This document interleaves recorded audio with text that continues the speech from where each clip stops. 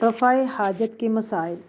Number 1، نبی کریم صلی اللہ علیہ وسلم نے فرمایا، جب تم قضائے حاجت کو آؤ تو قبلے کی طرف نہ منہ کرو نہ پیٹھ۔ نمبر 2، نبی کریم صلی اللہ علیہ وسلم نے گوبر اور ہڈی کے ساتھ استنجا کرنے سے منع فرمایا۔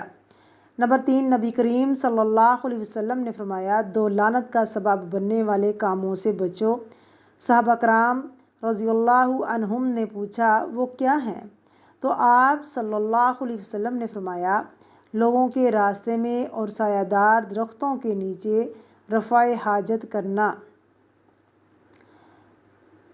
نمبر 4، نبی کریم صلی اللہ علیہ وسلم نے دائیں ہاتھ سے استنجا کرنے سے منع فرمایا۔ نمبر 5، نبی کریم صلی اللہ علیہ وسلم نے فرمایا، جو کوئی پتھر سے استنجا کرے وہ طاق پتھر لے۔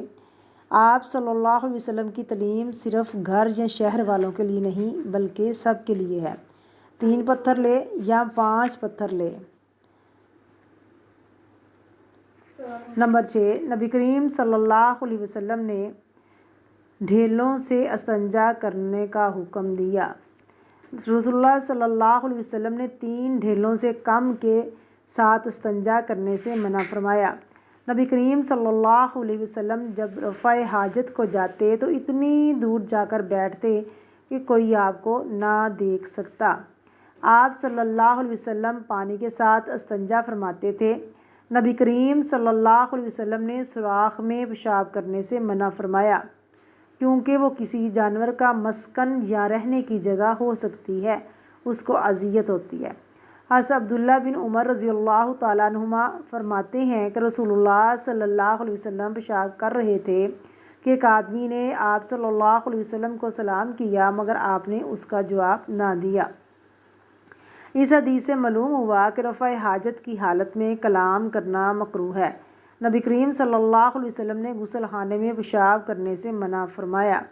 حضرت ابو ہریرہ رضی اللہ تعالیٰ عنہ کہتے ہیں کہ نبی کریم صلی اللہ علیہ وسلم بیت الخلاء گئے، ایک برتن میں پانی لایا گیا، آپ نے استنجا کیا، پھر ایک اور برتن میں پانی لایا گیا، آپ نے وضو کیا۔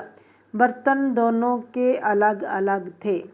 جس شخص کو رفع حاجت کی طلب ہو تو وہ پہلے حاجت سے فراغت پائے پھر نماز ادا کرے۔ نبی کریم صلی اللہ علیہ وسلم نے فرمایا، جب کھانا موجود ہو یا پخانہ یا پیشاب کی حاجت شدید ہو تو نماز نہیں ہوتی۔ بول و براز کے دباؤ کی حالت میں اگر نماز پڑھے گا تو نماز میں چین، خضوع اور اطمینان حاصل نہ ہوگا، اس لیے نبی کریم صلی اللہ علیہ وسلم نے ان سے فراغت حاصل کرنے کو مقدم فرمایا۔